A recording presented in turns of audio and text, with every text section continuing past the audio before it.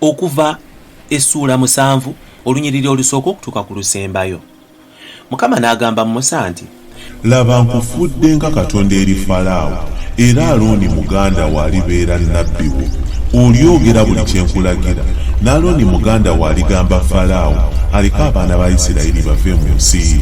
Nange ndikakanyaza omutima gwa Falaawo ne nnyongera obubonero n'okukola ebyamagero mu nsi y'e Misiri. Naye Falaawo talibawuliriza. Nange ndikozesa amaanyi ne nzigya abantu bange abaana ba Isirayiri mu Misiri nga mmaze okugibonereza ennyo. Kale Abamisiri balimanya nga nze Mukama bwe ndikozesa obuyinza bwange okubonereza Misiri ne nzigyayo abaana ba Isirayiri. Musa ne Alooni ne bakola bwe batyo nga Mukama bwe yabalagira. Musa yali awezezza emyaka 80 ne Alooni ng'awezezza 83 bwe baayogerera ne Falaawo. Mukama n'agamba Musa ne Alooni nti, Falaawo bw'ali bagamba nti mukoleeyo ekyamagero, awo n'olyoka ogamba Alooni nti ddira omuggo gwo ogusuule wansi mu maaso ga Falaawo gufuuke omusota. Musa ne Alooni ne bayingira ewa Falaawo ne bakola nga Mukama bwe yalagira.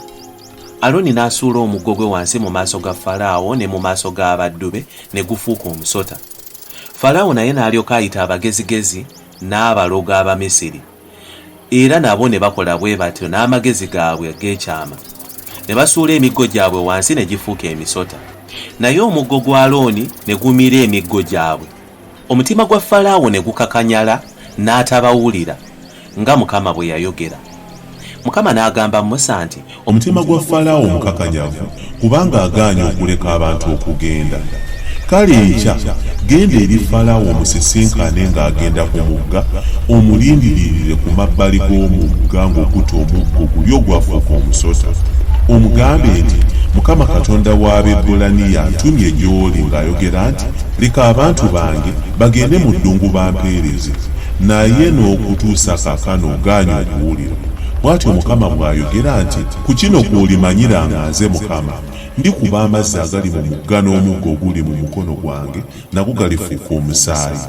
Eby'omu nnyanja birifa n'omugga guliwunya, n'Abamisiri tebaliyinza kunywa ku mazzi gaagwo. Mukama n'agamba Musa nti, gamba Alooni nti, twala omuggo gw'ogugololere ku mazzi g'e Misiri, ku migga gyabwe, ku myala gyabwe, ku bidiba byabwe ne ku nnyanja zaabwe zonna ez'amazzi gafuuka omusaayi. Omusaayi ne gubeera mu nsi yonna ey'e Misiri, mu ntiba ez'emiti ne mu nsuwa z'amayinja. Musa ne Alooni ne bakola bwe batyo nga Mukama bwe yalagira. N'ayimusa omuggo, n'akuba amazzi agaali mu mugga mu maaso ga Falaawo ne mu maaso g'abaddu be, amazzi gonna agaali mu mugga ne gafuuka omusaayi. Eby'omu mugga ne bifa, omugga ne guwunya, Abamisiri ne batayinza kunywa ku mazzi ga mugga Kiyira. Omusaayi ne gubeera mu nsi yonna ey'e Misiri. N'abasawo Abamisiri ne bakola bwe batyo n'amagezi gaabwe ag'ekyama. Falaawo n'akakanyaza omutima gwe n'atawulira nga Mukama bwe yayogera. Falaawo n'akyuka n'addayo mu nnyumba ye, ebyo n'atabissaako mwoyo.